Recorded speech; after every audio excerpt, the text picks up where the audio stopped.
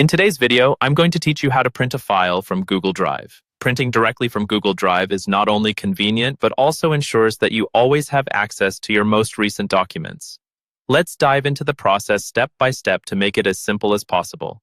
First, open your web browser and navigate to Google Drive. You can do this by typing drive.google.com into the address bar and hitting enter. Once you're on the Google Drive homepage, you'll need to sign in with your Google account if you aren't already. This step is crucial because it grants you access to your saved files. After successfully signing in, you'll see a list of your files or folders. Browse through your files to locate the document you wish to print. If you experience any difficulty finding the file, make use of the search bar at the top of the page.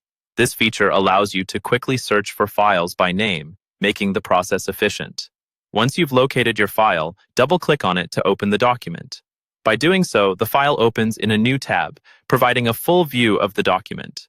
This viewing step is important as it allows you to make sure it's the correct file and to verify that the content is accurately displayed before printing. While viewing the file, look for the print option. You can typically find this in the top right corner as a little printer icon.